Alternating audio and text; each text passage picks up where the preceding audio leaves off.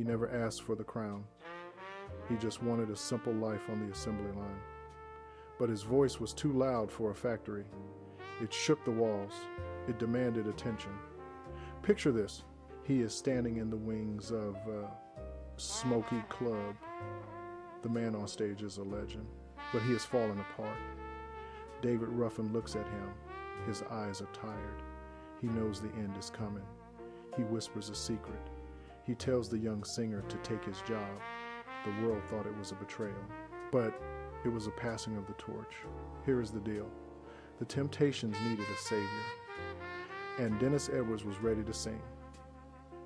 Dennis Edwards started his life deep in the South. He was born on the 3rd of February 1943. The town was Fairfield, Alabama. It sat just 8 miles from the steel mills of Birmingham. His father was a reverend. The church was the center of their world. Sunday mornings smelled like old hymnals and floor wax. Dennis learned to sing in the pews. His voice was a gift from above. When Dennis was 10 years old, his father moved the family north. They landed in Detroit, Michigan. The Motor City was loud, it was fast, it was full of promise. Dennis kept singing. He directed his father's choir. He even joined a famous gospel group called the Mighty Clouds of Joy. His voice could shake the rafters. But here is the surprise. Dennis did not dream of gold records. He did not want his name in lights. He looked at the men in his neighborhood. They worked in the car factories. They had steady checks. They had simple lives. That is what Dennis wanted. He wanted to work on the assembly line. He just wanted to be normal. After high school, he joined the Army. He served his country. But when he came back to Detroit, the city had a new rhythm. Berry Gordy and Motown Records were taking over the world. Everyone wanted to be a star. Dennis felt torn. His father said pop music was sinful. It was the devil's music. But Dennis saw his idol, Sam Cooke, switch from gospel to soul. He saw his friends making money. He made a choice. He formed a band called Dennis Edwards and the Fireballs. He played in small, smoky clubs. The lights were dim. The crowds were tough. But a producer heard him one night. He brought Dennis to Motown. Berry Gordy loved the voice, but he was too busy with other stars. So Berry made a deal. He put Dennis on a retainer. He paid him about $300 a week just to wait. Dennis sat on the sidelines for 2 years. He filled in when other singers got sick. He was a secret weapon with nothing to shoot. Then a lead singer for the Contours fell ill. They were opening for the Temptations. Dennis stepped in. He sang hits like It's So Hard Being a Loser. He watched the Temptations perform every night. He saw David Ruffin destroy the stage. They became friends. But David was in trouble. His ego was out of control. But here is the deal. David Ruffin saw the future before anyone else. He told Dennis the group was going to fire him. He told Dennis to take his spot. It was a golden ticket. But Dennis did not know the cost. He was about to step into a pair of shoes that would blister his feet. The music was sweet, but the jealousy was bitter. The stage was set for disaster. Dennis Edwards walked into the spotlight. The glare was blinding, but the darkness in the crowd was worse. He grabbed the microphone. He looked out at the sea of faces. They did not want him. They wanted David Ruffin.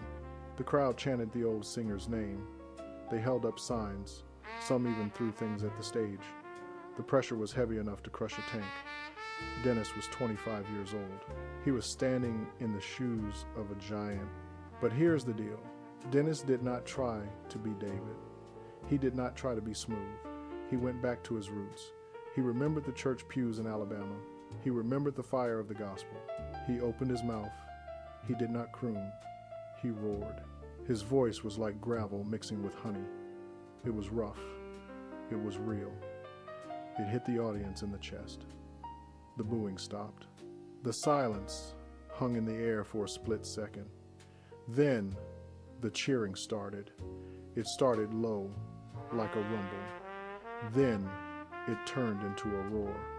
Dennis Edwards had arrived. But wait, it gets better.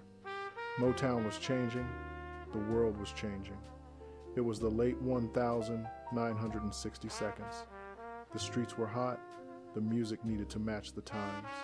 A producer named Norman Whitfield had a vision. He wanted to take the Temptations to a new place. He wanted to trade the matching suits for something wilder. He called it psychedelic soul. He needed a voice that could carry the weight of the world. He found it in Dennis. They went into the studio. They recorded a song called Cloud 9. The beat was funky. The guitars screamed. It did not sound like the old Motown. It sounded like the future. The song hit the radio waves. It exploded. It was bold. It was gritty. And it did something no Motown song had ever done before. Cloud 9 won a Grammy Award. Think about that. Diana Ross had not done it. The Supremes had not done it. Smokey Robinson had not done it. Dennis Edwards and the Temptations brought the first golden trophy home to Berry Gordy. Dennis was no longer just a replacement. He was the king. Gravity pulls hardest at the top, but Dennis kept climbing. The hits kept coming. The group released I Can't Get Next to You. It shot to the #1 spot on the Billboard Hot 100. The money poured in. They were selling out arenas. They were traveling the world. Then came the masterpiece. It was 1972. Norman Whitfield gave them a song that was nearly 12 minutes long. It started with a menacing bass line. It built tension like a thriller movie. The song was Papa Was a Rolling Stone. Picture this. The song begins with that long, haunting instrumental. Dennis waits. He waits for almost 4 minutes before he sings a single note. And when he comes in, his voice is pure drama. He growls the famous line. He asks his mother about his father. The delivery was perfect. It was angry. It was sad. It was the truth for so many families in Black America. The song was a monster. It won 3 Grammy Awards. It sold millions of copies. It became an anthem. Dennis Edwards was the voice of a generation. He drove the fanciest cars. He wore the sharpest clothes. The world saw a superstar with a smile that could light up a room. He had proved everyone wrong. The factory worker from Detroit was now a legend. He had money. He had fame. He had respect. He had stepped out of the shadow of David Ruffin and cast a giant shadow of his own. But success is a tricky thing. It gives you everything you want, then it asks for the check. The touring schedule was brutal. The nights were long. The party never ended. While the world saw the glory, the cracks were starting to form in the foundation. The music was loud, but the silence in his own heart was getting louder. The view from the top of the mountain is beautiful, but the air is thin. You cannot breathe up there forever. Dennis Edwards was living a dream. He was the voice of the Temptations.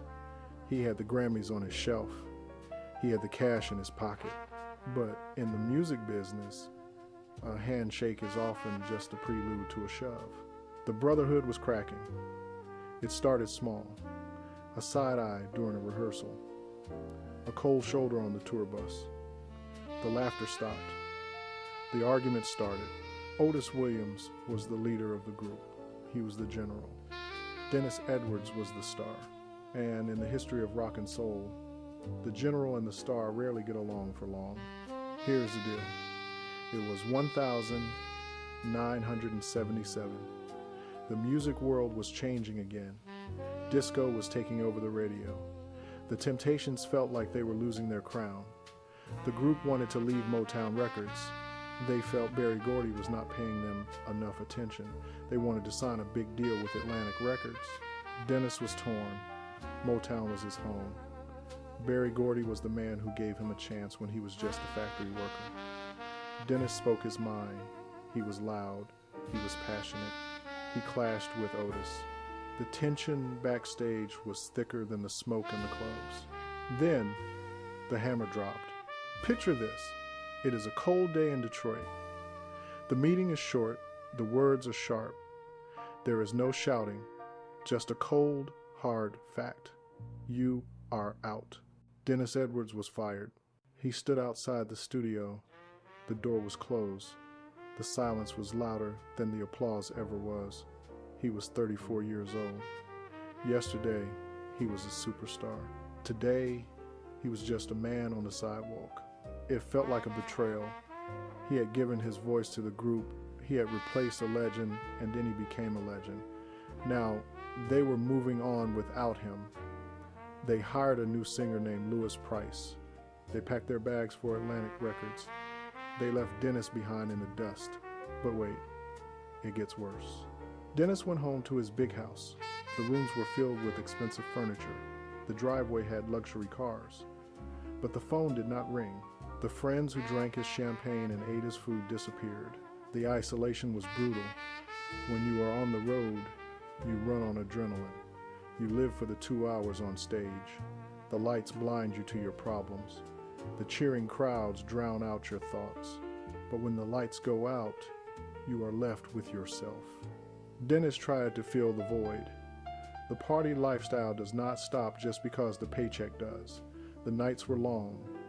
The habits he picked up on the road followed him home.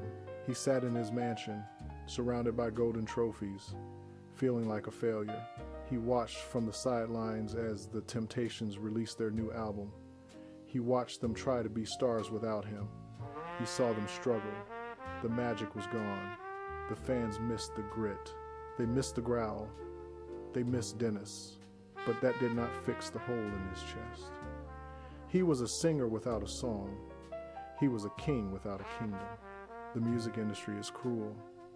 It loves you when you are hot. It forgets you the second you get cold.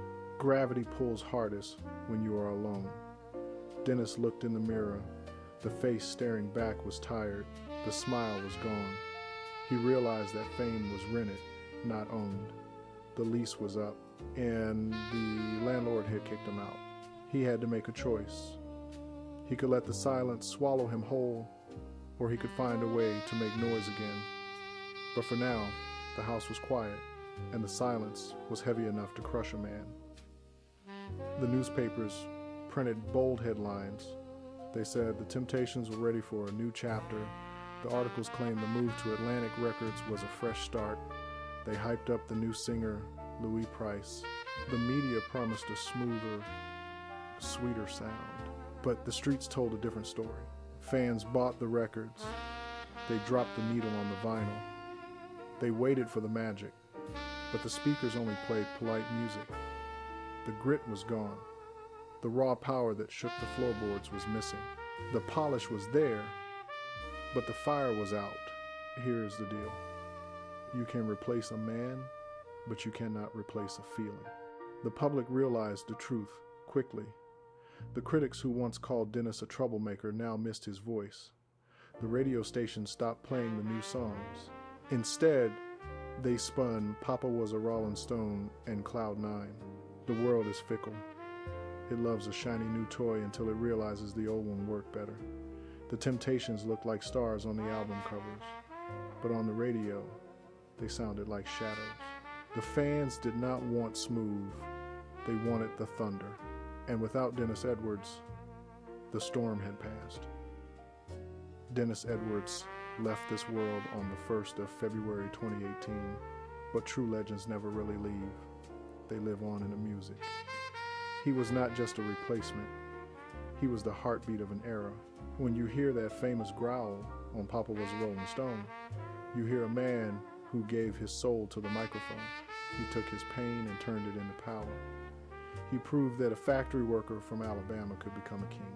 Some stories end without closure, but dignity doesn't need applause. Which Dennis Edwards song brings back the best memories for you? Share your story in the comments below.